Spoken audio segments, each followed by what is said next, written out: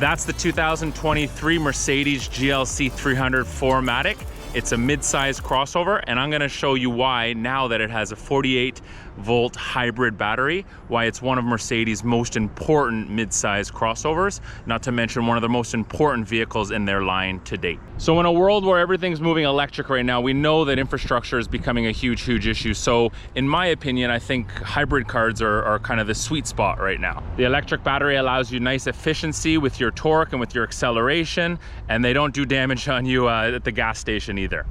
That brings me to Mercedes' new GLC 300 with the 48-volt battery hybrid assist. Not only are we getting the luxury, not only are we getting the sportiness, but we're also getting that nice efficiency and comfortability while driving the vehicle. All right, so our vehicle today is the top tier pinnacle version. It's a 2023 GLC 300.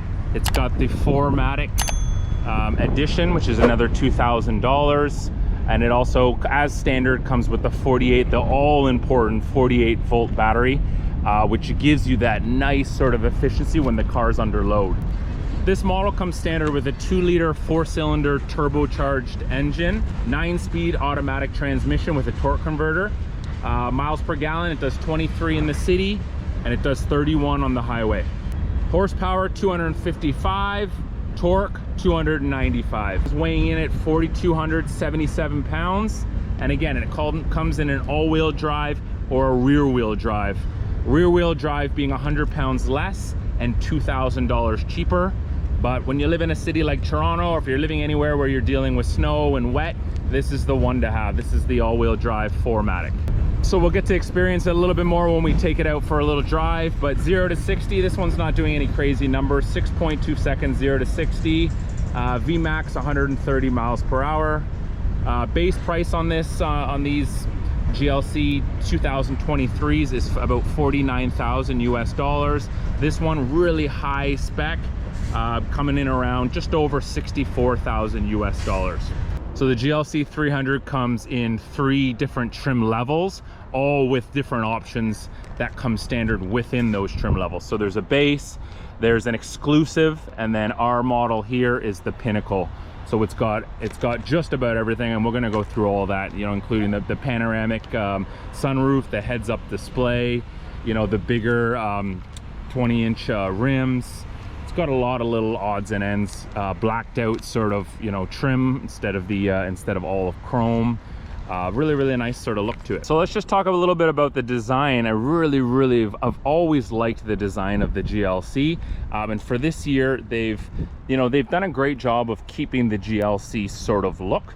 So when you see this car, you kind of, it really hits you with GLC, which is great because it's, you know, we want it to be reminiscent of the actual model. You want it to, like, sort of people to know what it is right away, but they've kind of given it a little bit of a more sort of mature look, just by subtly changing some of the dimensions through it. So if we look on the back here, you know, just subtle little sort of touches, little changes that still speak sort of GLC, but you know, just in a different sort of, again, like kind of mature, you know, sophisticated, luxurious sort of way. So just taking a little look-see around here at the styling. All right, you got your GLC badges, you got your 4matic here coming around. We got a nice line here that comes across, really gives it a nice sleek sort of luxurious look. All right, you got your AMG rims. This one, because it's a pinnacle edition, comes with 20-inch rims.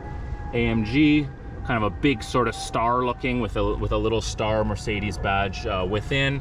Obviously AMG right there. These ones could be a little cleaner, I apologize. All right, coming back here, got your all blacked out mirror caps, look really nice. Tons of sensors, parking sensors, you know, cameras all in it, safety cameras. Really nice daytime running lights. I love the design of those. All right, a little bit of blue in there, digital lights, some branding, Mercedes-Benz.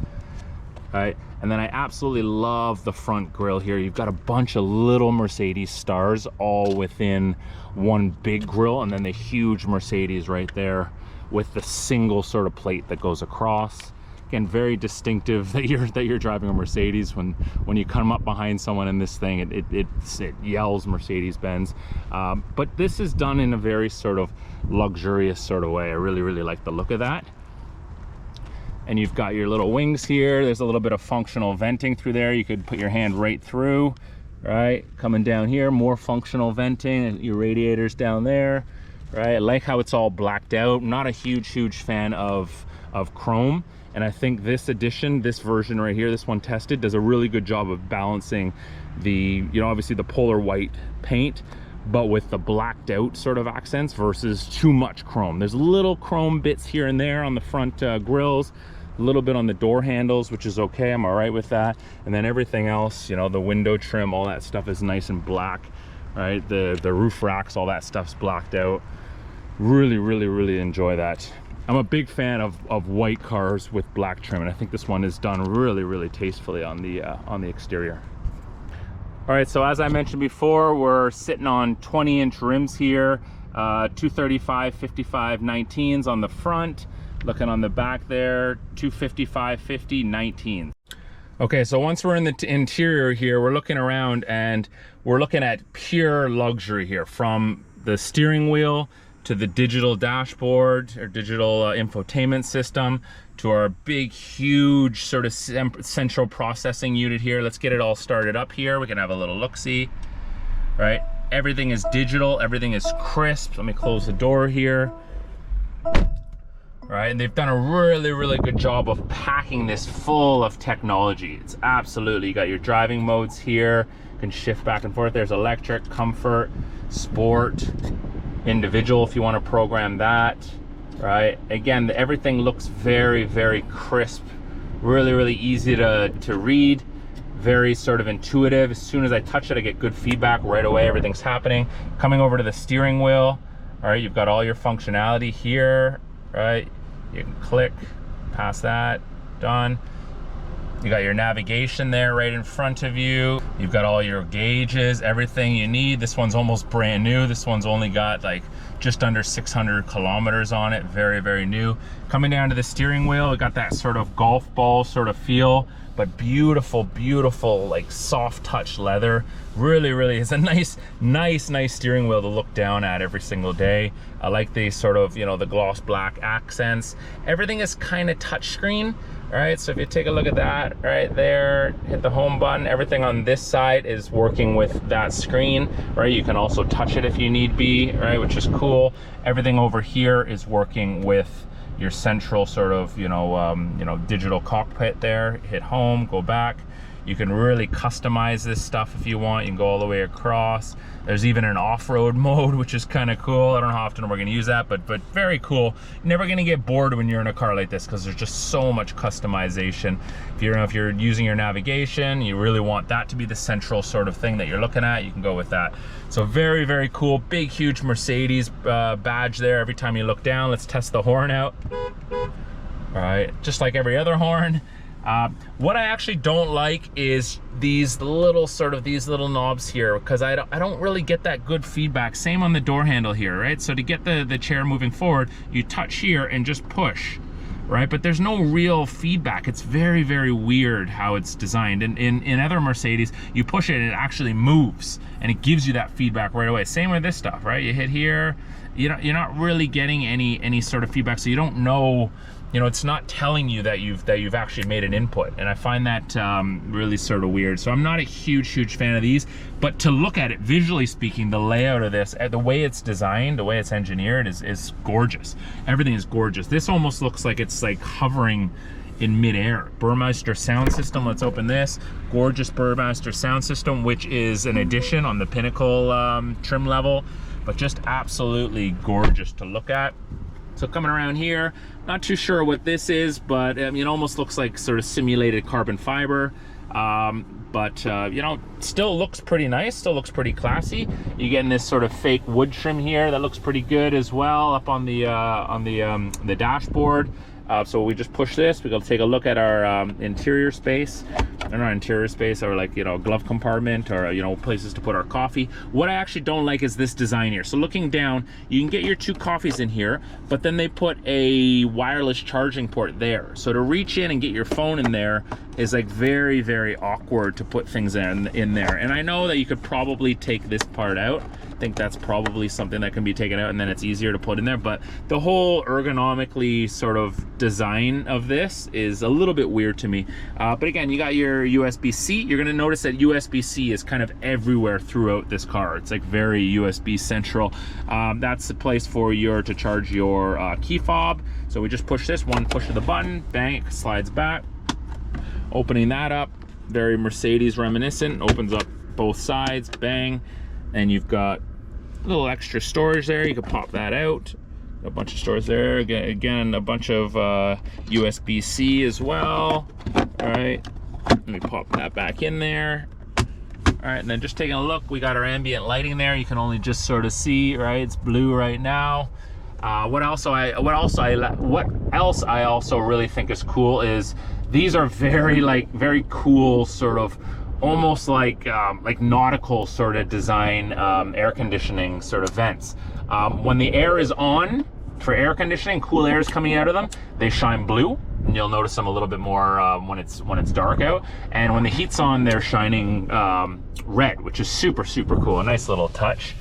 So yeah, really enjoying this this interior. It's pretty high class, pretty luxurious for you know, the price point, sitting around $65,000. You really get a lot in this vehicle. And I don't know if you can make this out, but looking across, you got even a heads-up display. So this one has all the options. The heads-up display will show you everything. It'll show your navigation. It'll show you you know, your miles per hour. It'll show you your media that you have on. Shows you just about everything. Keeping with the sort of you know, just the touch screen sort of thing that I'm not a huge fan of, but this is a very cool feature. We've got the Panamera sunroof here, which is an option. Sunroof comes standard, but this is the panorama one that goes way to the back there. So this is the way to actually use it. Just a nice easy slide, bang, slide it, starts to open up, which is super cool. Right, gets a lot of light in there all the way through. Really cool. We can slide it backwards again, just give it one more slide, and it's gonna come through. So I do like the gloss black. I think it looks classy, it looks clean here. I shouldn't say it looks clean, it just has a nice sort of design. It's easy on the eyes. I'm a big fan of black over chrome. But if you look at everything here, it gets dirty. It doesn't keep clean for very long, right? So looking here, I shouldn't have said it keeps clean. It's got like a clean design to it, but it does not stay clean. It gets very dirty very quickly. So I'm not a huge fan of that. I'm more of a fan of, like, you know, carbon fiber or some different sort of trim that you're not constantly cleaning every 10 seconds. To the seat functionality, you've got so many different options. You got an option there to pull that back. You can go forward here. You can bring your chair forward that way. You can bring it up. You can bring it down. You can bring that little front part out. It's very optionable, which is extremely cool. So even looking on the back of the headrest here, very nice, cool design, very high quality design. You can click this button and bring it a little bit higher, right? Just a little bit up for taller people, or you can click it, bring it right back down if you're a little smaller. So very optionable. There's your glove compartment, pretty standard in there, pretty standard sizing, looks pretty good. And then as you come around here, you can see that you've got a bunch more ambient lighting that runs all the way along here, all the way down there, through here as well, all the way around. So at night, this whole place just lights up. You're getting it around here as well. You're getting it there. Very cool. Here's your parking brake on this side. You got all your lights and everything. Just a quick little switch. You'll see that on the dash. My inputs here, there.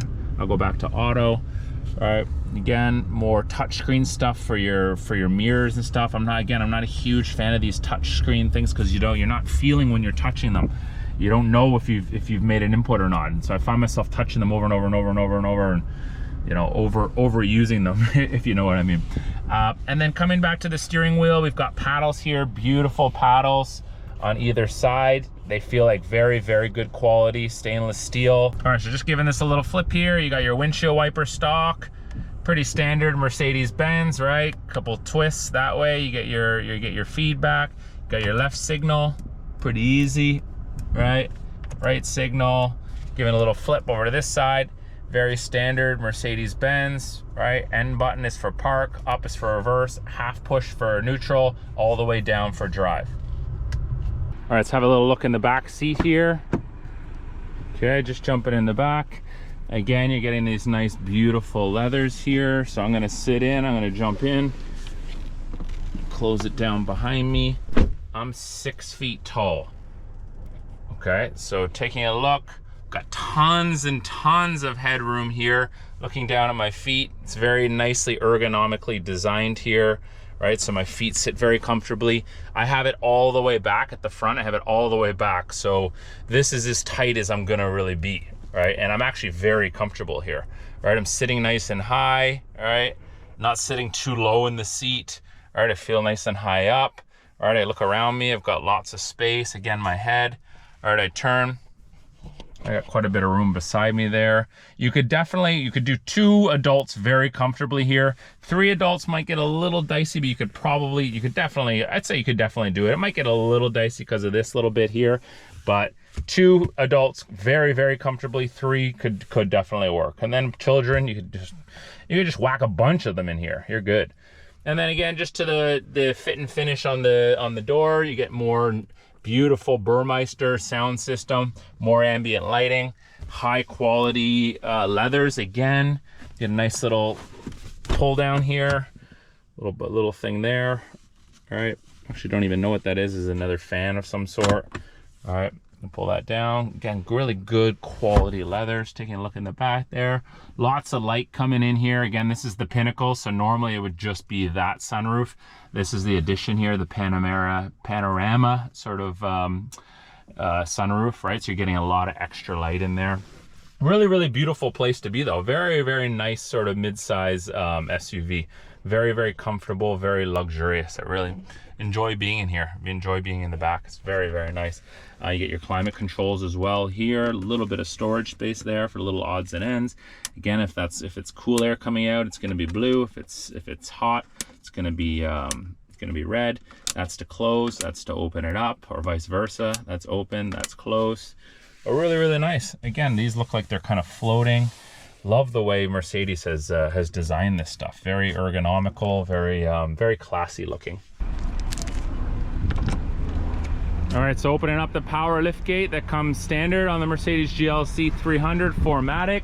All right, so coming in, this one new for 2023 comes with 2.5 extra cubic feet of storage than the previous model, so giving you a little bit extra space, which is great. Still looks like a very similar car, but a slightly longer sort of wheelbase, a little bit more extra space, comparable to the Toyota RAV4. If you want to know a comparable car in terms of cubic sort of storage space, very similar to the RAV4. So I got all my camera equipment here, which is like obviously not taking up too much space here, but you got that to pull your seats down. All right, you've got you got your 12-volt battery there. All right, you got some more straps here, a little bit of stuff there, tons and tons of space. 40, 20, 40, right? Able to push down. You got your sunshades here that you can pull back, right? You can put those back. All right, nice little feature there as well. Push those back. Good. All right, pretty sweet, pretty nice. Good look into the interior there. And then again, you got your power lift. That's gonna just shut it. That's gonna shut it and lock it. All right, a little bit of lighting there as well. Very cool. All right, let's pop the hood of the GLC 300. There we go. Look at how beautifully packaged that is. Again, we're looking at a 2-liter 4-cylinder turbocharged engine, making 255 horsepower, 295 foot-pounds of torque. You got your 48-volt mild electric assist. Looks really good. Let's shut her down.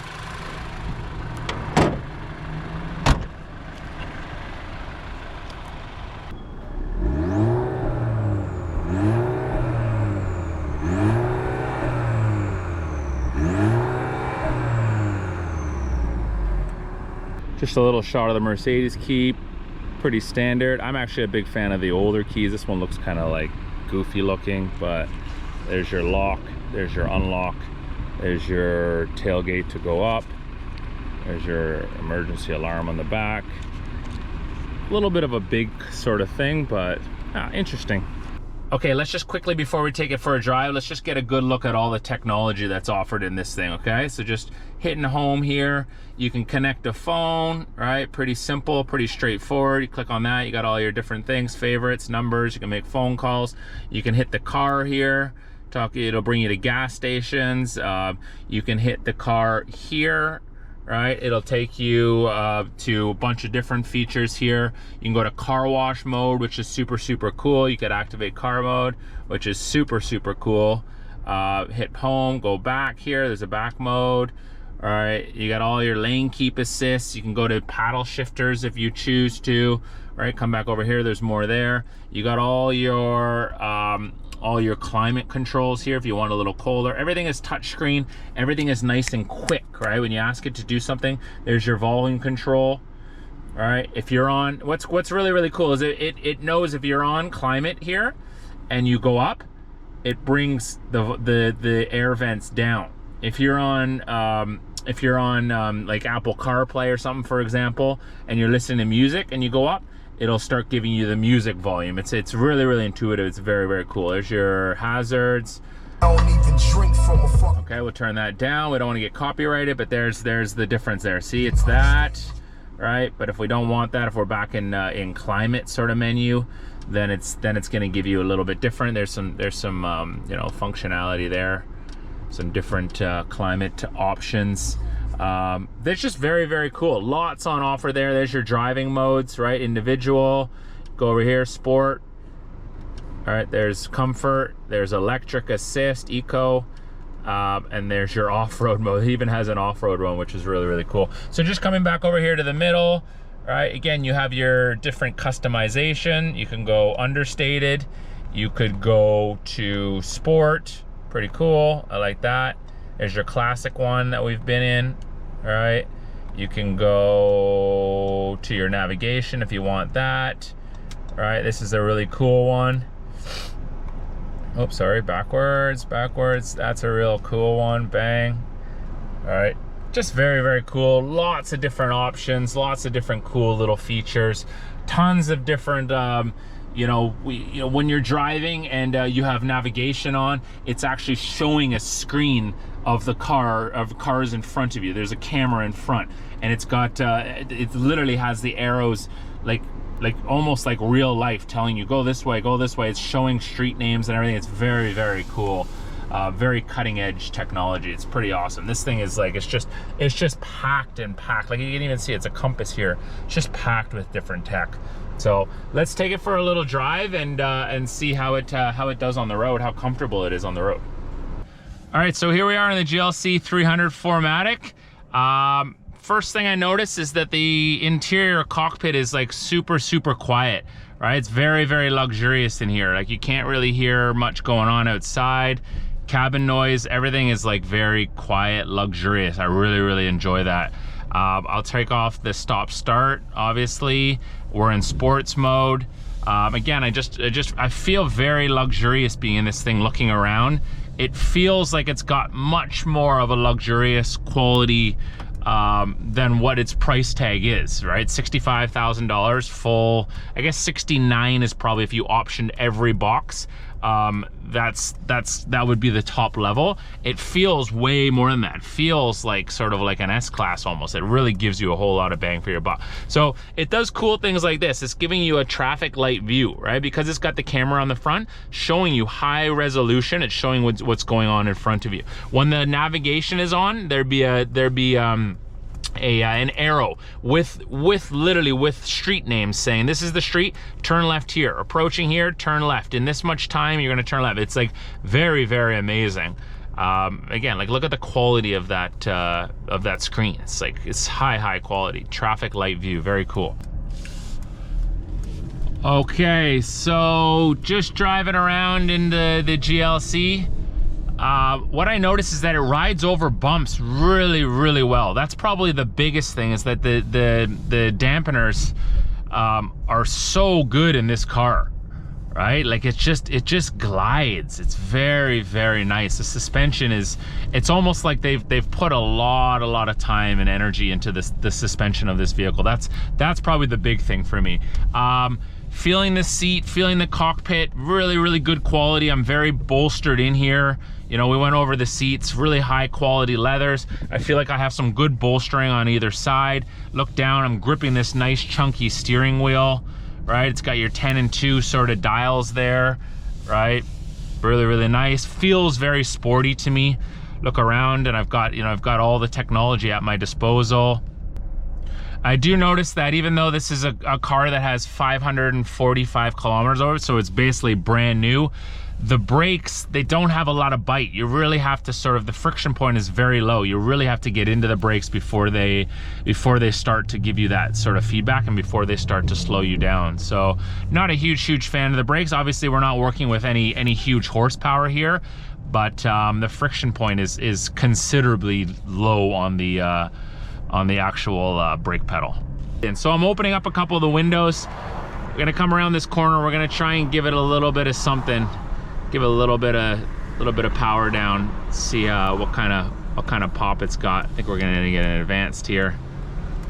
Yeah, we're gonna get an advanced. Okay, let's come around the corner here. Let's see if it's got any punch. Ready, and go.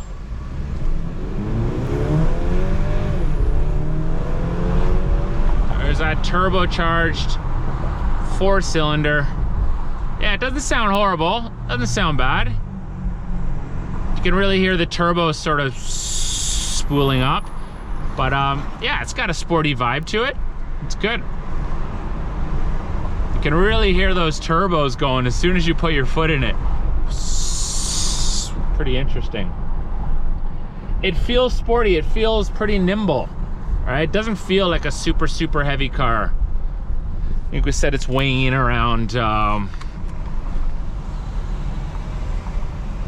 yeah, we said it's weighing in about 4,200, 4,300 pounds. Obviously the all-wheel drive comes in a little heavier, 100 pounds heavier. But yeah, it definitely feels nice and sporty, feels pretty agile. I would love to have a go in the GLC 63S when that comes out, or the old one with the V8. Right, big SUV, has the practicality, but also has that quickness to it. A new one, I don't know if the new one's even released, but it'll probably have a hybrid electric battery assist as well. So the battery is meant to give the car efficiency, right? So when it's under load, there's not as much, there's not a lot of lag. And I certainly feel that. It's just it's a little bit more explosive, a little bit more get up and go, which is great. And it also just feels a little bit more chill, a little bit more relaxed, a little bit more quiet. It's doing a great job in in the city streets of Toronto, where there's bumps, the streetcar tracks, and every second there's something you're going over. It's definitely weathering the storm very well. So from a practicality, daily driver standpoint, it's great. So I say the comparables to this car you're probably looking at, Audi Q5, BMW X5, Toyota. I mean, RAV4 is probably a little bit cheaper. It's not the luxury segment, but in and around that, maybe Jeep Cherokee, Grand Cherokee. What else? Lincoln Navigator, Lincoln Aviator. I don't know in terms of sizing if those are bigger, but anything in that's around that size in the luxury brand, you're gonna be sort of competing with. But I think for the price point of this car and what it's giving you, this thing is awesome. This is a real good sort of bang for your buck. Let's just get into it a little bit. It's got that. Remember, it's got the fastest 4-cylinder in the world, right? 2-liter 4-cylinder, one of the best in the whole world. They're using them in their A45s now, even using them in their C63s, right? So it's a good engine. It's a solid engine. This one actually has a little bit of peppiness to it. I like it. Finally getting into it. I can really hear those turbos spooling up. It's cool. Let's see what the brakes. Brakes still are not really, not the best. Not the best. But again, I think that electric, just that mild electric assist gives you that extra little bit of torque that you need. It's great. It's perfect for city driving. It's perfect. Just for the quick little, you know, put your foot down just to get around a couple cars, or just, you know, when someone's turning and you want to get in the right lane, go around them. It's ideal for that. Let's get a little bit of something here. We'll give it a little something.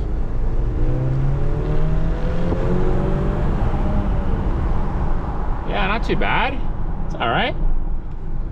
You really don't, what I find really crazy is you don't really hear the gears changing, right? I'm so used to being in an AMG where the gears, like as soon as they change, obviously the bigger displacement, more cylinders, but you hear it, pop, pop. So this one's very, like, the gear changes are almost non-existent. They're like very, very quiet. So you see a nice little Ferrari over there. Ooh, I like that. That's definitely making loud gear changes. So what I think we should do is actually put it into manual for a second and see how we do here. Okay, so I'm on the paddles now. Third gear, second gear.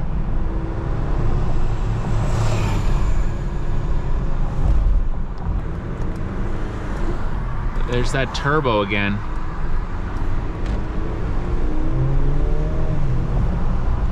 Still not a lot of gear change sound. It doesn't give me that crazy emotion, but you know, is it really meant to? It's a nice house right there. Beauty, a nice Corvette. Yeah, it's quick though, all right? It gets up and go, all right? It doesn't have a lot of, there's not a lot of lag. I really, really like that. Again, for a day-to-day, daily driving car, it goes. So let's just take it off of manual again. All right, we're back to just standard sort of driving. So I'm actually gonna take it out of sport and put it into, I'm gonna take it out of sport and I'm gonna put it into comfort mode and just see if there's a difference in how relaxing the car is. Yeah, it's a little quieter, rides a little smoother over the bumps. All right, nice, quiet. Let me rear the mirrors up. It's a very, very good car. Very good car. It just rides nice and easy. Look at a bunch of bumps here. It's just absorbing, absorbing, absorbing. Yeah, not a lot of rattling. I don't hear any rattling, like, everything is good quality. That is a beauty house. Beauty. Porsche is the brand of choice there. Porsche. Yeah, beauty, beautiful, beautiful car. Nice, simple, quiet ride. Rolling around in luxury, practicality, comfort. Really, really impressed with this vehicle. All right, that's the review, guys. As I said, in a world where everything's moving to electrification, I think hybrids are the cars to have right now. And so this one being, you know, with the 48 volt battery is, I think, encompassing everything that you need in a luxurious sort of day-to-day practical mid-size SUV. This one again coming in at $65,000 USD. Really, really good value for the money. I know that seems like a lot of money, but you're getting so much tech, so much quality, so much, you know, comfortability in this vehicle. So I really, really do stand by the price of this and think it is good value for the money. Guys, if you feel like you got some value out of this review, please don't hesitate to share it around to other people that are interested in the vehicle. Hit that like button. Browse the channel. I got tons of other videos, other reviews, other cool things going on. Hit subscribe if you're interested. Okay, I look forward to seeing you next video.